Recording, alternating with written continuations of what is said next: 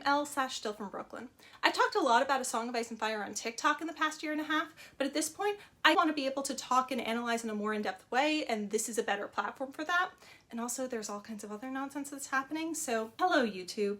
If you enjoy this, please like and subscribe. It'll really help me get myself established on here as well, which I would like to do. I'm still getting used to intros, so let's call that my intro and jump into A Song of Ice and Fire. Today I want to talk about the Second Great Council of 233 AC, because unlike the one that kicked off House of the Dragon, this one did need to be called. Epidemics, tragedies, kinslaying, madness, all of that created a genuine problem around succession.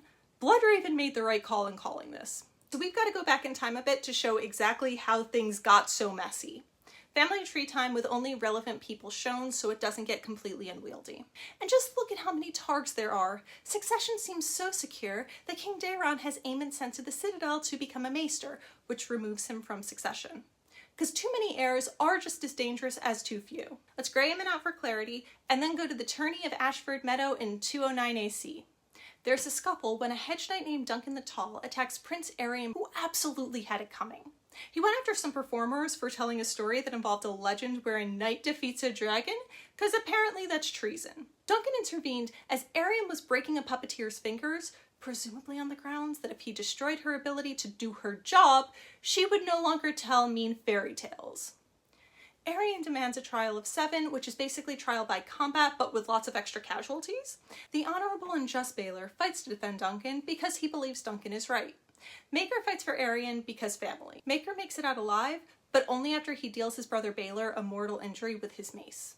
Not intentional, he's very upset about it. That'll probably show up in Duncan Egg, and the casting for that was just announced, so I'm looking forward to that. Anyway, the latest wonderful and perfect Targaryen heir has fallen because he was cursed with brown hair. Luckily, he does have 2 sons, Valar and Materis. Baelor and Jenna Dondarrion get extra credit for a little creativity in naming their kids. No confusion about Aegon's here.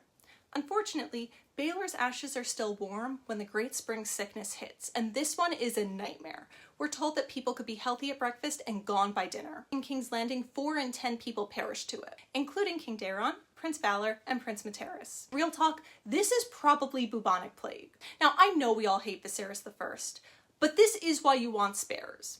The king and the next 3 people in succession went down in less than a year. And Aerys I, who is not the Mad King, that's Aerys II, Aerys I went from, sure, you can go read in your musty tower, you'll almost certainly never have to be king, to, yeah, so here's your crown, we're out of coffins and graves and also gravediggers, so Bloodraven's just having the bodies brought to the dragon pit to be burned. Does that sound good to you? But Aerys didn't want to be king, or consummate his marriage, or do much of anything that wasn't just read all the things. But that was like theoretically okay adjacent, because Bloodraven is a very capable hand of the king, and look at all of these very alive Targaryens running around to be his heirs instead. His first heir is his brother Rhaegal. Rhaegal is defeated in 215 AC by a pie at dinner, because no one knew the Heimlich maneuver. It's unclear whether his daughter Daenora is very young at the time, or if his wife Alysarin gives birth to her shortly after that, which is going to be relevant in a minute. Aelor is Rhaegal's eldest kid, so he becomes the heir. At some point around then, he and his twin sister Aelora are also married. Cersei Lannister is seething with jealousy. But then Aelora causes some unspecified accident that tragically takes out Aelor. Aerys makes her his heir, but then she's attacked at a ball and she unalives herself. We legit just don't know much more than that, which is maddening. Aerys then names his younger brother Maker his heir, likely because Daenora is so young. On the bright side, Maker becomes a grandfather around when Aerys kicks the bucket and he becomes King Maker I. Aegon and Betha Blackwood are starting to have kids at this point as well, but I'm not adding them to the tree because they're not going to be part of the succession debate while their father is still alive. Maker's eldest son Daeron, called Daeron the Drunken, gets taken out by syphilis. An inauspicious death to fit his inauspicious nickname, I guess? His daughter Vaela is said to be simple. On one hand, maesters are going to maester and maybe it's all shit-talking, but on the other hand, he had syphilis. If he gave it to poor Kiara of Tyrosh, his wife, and Vaela was infected before she was born, that would make sense. I'm inclined to believe the maesters here. And remember Daenora? I'm going to switch around Daeron and Aerion so the family tree works, but remember that Daeron is older. Daenora has the absolute pleasure of being married off to a man whose nickname was Aerion the Monstrous. She was probably both horrified and relieved when he decided to follow up naming their newborn son Maegor with chucking some wildfire to become a dragon. Real winner there.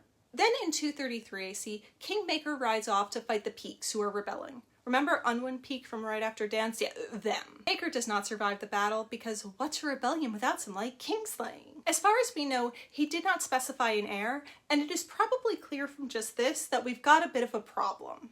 There are a few people with decent claims. So our good friend Brynden Rivers, Lord Bloodraven, Great Bastard, Kinslayer, Hand of the King, last known wielder of the Valyrian Steel Sword Dark Sister, calls for a great council because they do kind of need one. I personally think that there's a little gamesmanship going on there as well, but we'll get to that. And these are our options. First, the eldest son's 11-year-old daughter, who was probably born infected with syphilis, which involves all kinds of health issues. Second, the second eldest son's infant son, Maegor, whose father did things I cannot talk about on this app. His mother was the daughter of King Maegor's elder brother, so you know there is that, but still. Third, yet another Aegon. Egg even had several children at this point, except remember the Sir Duncan the Tall who attacked Aerion all those years ago to stop him from breaking puppeteers' fingers because he didn't like their story? Yet he was a hedge knight, and Egg was his squire, so Egg spent a lot of time hanging out with commoners as a kid, and you know how nobles hate that. Remember Aemon? Well, I grayed him out because he was sent to the Citadel to get him out of the line of succession because there were too many heirs, but now things are looking a bit iffy. On one hand, sure, Maester's vows, but on the other, he was the third son, and a lot of people feel like a Maester might be better than someone who's too nice to poor people. But Aemon refused it, they dismissed Vaela's claim, and they really didn't want the long regency and a possible mad king in Aerion's son Maegor. But also, like, they really didn't like Egg. And in walks a fifth claimant, Aenys Blackfyre, fifth son of the pretender Daemon Blackfyre. Aenys' father and brothers have rebelled against the crown 3 times in the past 40 years. Let's toss up a new family tree to explain what's going on here. It all traces back to Aegon IV. He was truly the worst Aegon. If you watch Hot D and you're there like, Aegon II is the worst person ever, no. Aegon II is an angel compared to Aegon IV. I would trust Aegon II with my drink before I trust Aegon IV in my castle. He's horrific. So Aegon IV had one son with his sister wife Nerys, and that son became Daeron II. But Aegon also had a lot of bastards, some with noble women, including his cousin Daena.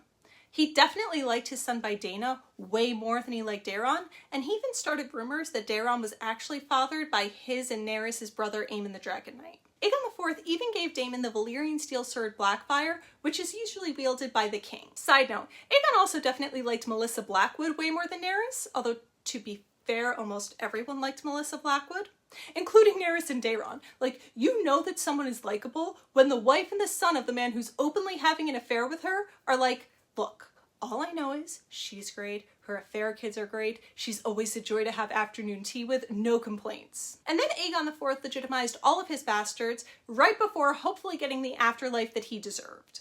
Daemon eventually rebelled in 196, making his pitch for the throne. Bloodraven remained loyal to the Targaryens and commanded his personal guard of archers, who were called the Raven's Teeth. At the Battle of Redgrass Field, they took out Daemon and his twin sons Aegon and Aemon.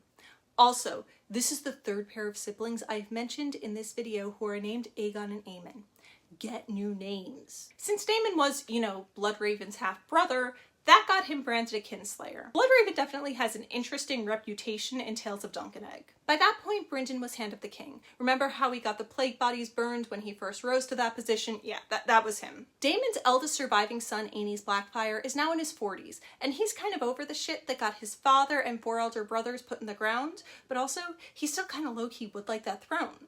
So he writes to the Great Council from exile in Essos, basically saying, so what about me after all? Which is fair enough. This is a great council and his claim isn't that far-fetched. So Bloodraven tells him, actually, you know what? Why don't you just come here to make your case in person? I promise I'll protect you. I'm Hand of the King. Trust me. Aenys trusts him and shows up, and Bloodraven has him beheaded, and then basically walks into the Great Council with his nephew's head and says, if you were thinking of voting for the Blackfyres, think again. Be loyal to the Targaryens, or maybe you'll lose your heads too. Which I think we can all agree is a little intense. And also, now he was definitely a kinslayer. At that point, the lords were like, well, we don't really have any other option. And also, we thought this dude was super creepy before he beheaded his nephew after promising him safe passage, so can we maybe not fuck around so then we don't find out? A lot of them were definitely glad to have the Blackfyres out of the equation. So they make King Aegon V. He's the 4th son of a 4th son, so he's known as Aegon the Unlikely. So Part of why that happened was that Bloodraven really was relentlessly loyal to the Targaryens, and definitely over the Blackfyre stick at that point, but I also always did find it a bit coincidental that the son of Melissa Blackwood maneuvered the situation to ensure that Betha Blackwood became queen. After Egg took the throne, he had Bloodraven arrested because the hand of the king breaking the word of the Iron Throne when there's no king, so he's kind of the authority figure. It's just a big problem on a lot of levels. Bloodraven, of course, did not lose his head because the original sentence turned into, "There's always the wall," pretty quickly. He picks that option, and Egg's brother, Maester Aemon, joins him in hopes that the Night's Watch vows and him being very far away from King's Landing would stop others from using him to challenge his brother's claim. Since people eventually forgot Aemon was a Targaryen at all, I think it worked. And Bloodraven? Well, he was elected Lord Commander of the Night's Watch. He did that for a bit, and then he mysteriously disappeared beyond the wall. And by mysteriously disappeared, he went to go live with the Children of the Forest, and he's currently having heart-to-hearts with Bran. Remember the brother he loved, the brother he hated, the woman he desired? Either Daemon or Daeron II was the brother he loved. I think Daemon, which is just extra tragic, but both are plausible. That's the Second Great Council, and it's a little more eventful than the first. Thank you for watching, and please like and subscribe if you enjoyed this.